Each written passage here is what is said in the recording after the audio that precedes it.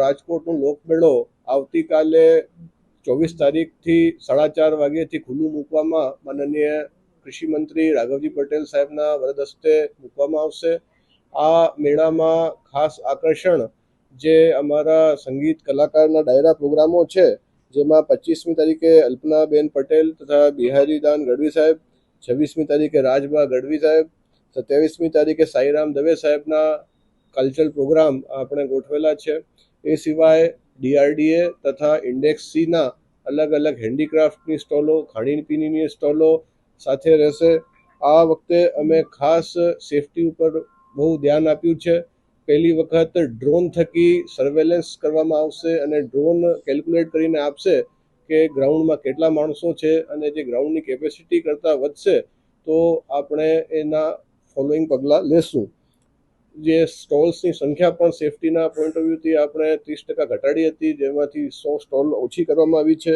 સુરક્ષા માટે 1266 પોલીસ અધિકારી શ્રી, 125 ખાનગી સિક્યુરિટીનો સ્ટાફ, એનઆઈડીએમમાં પણ એ તૈનાત રહેશે। એનઆઈડીએમ એટલે national institute of disaster management દ્વારા પણ ક્રાઉડ મેનેજમેન્ટની તમામ પદાધિકારીગણને તાલીમબદ્ધ કરવામાં આવ્યું છે। ખાસ એમરજન્સી કોરિડોર રાખવામાં આવ્યા છે, ડેડિકેટેડ કોરિડોર એમ્બ્યુલન્સ અને ફાયરની મૂવમેન્ટ માટે રાખવામાં આવ્યું છે। 2 એક્ઝિટ ગેટ જે છે એ વધારવામાં આવ્યા છે। ફાયરની ડ્રિલ પણ આજે પણ અત્યારે કરવામાં આવી રહી છે। મેન આ બધી વિશેષતાઓ સાથે આપણે આ જે લોકમેળો છે કાલે ખુલ્લું મૂકવા જઈ રહ્યા છીએ। જી, હાઈકોર્ટ, માનનીય હાઈકોર્ટનું જે ચુકાદો છે એ પ્રમાણે એમને અરજી કરવાની રહેશે સક્ષમ સત્તાધિકારી સામે।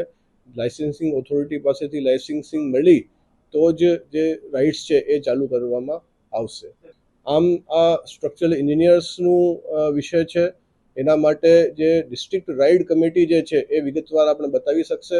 માત્ર ફાઉન્ડેશન જ નહીં, એક ચાર્ટર્ડ એન્જિનિયરની સુપરવાઇઝનમાં આ રાઇડોનું નિર્માણ, એની safety audit, non destructive test વગેરે, એનડીટી ટેસ્ટ વગેરે ઘણા બધા, એની મેન્યુફેક્ચરિંગ હિસ્ટ્રી કેટલી સાઇટ્સ જૂની છે, એની ઉંમર કેટલી છે, આ બધી વિગતો સાથે એમને અરજી કરવાની હોય છે। અને અરજી કરીએથી માન્ય હાઈકોર્ટના ચુકાદા પ્રમાણે એને આપણે પ્રોસેસિંગ કરશું અને એમાં જો યોગ્ય હશે તો એમને મંજૂરી આપવામાં આવશે, અને જો નહીં હશે તો પબ્લિકની સેફટી માટે આપણે કોઈ બાંધછોડ કરશું નહીં।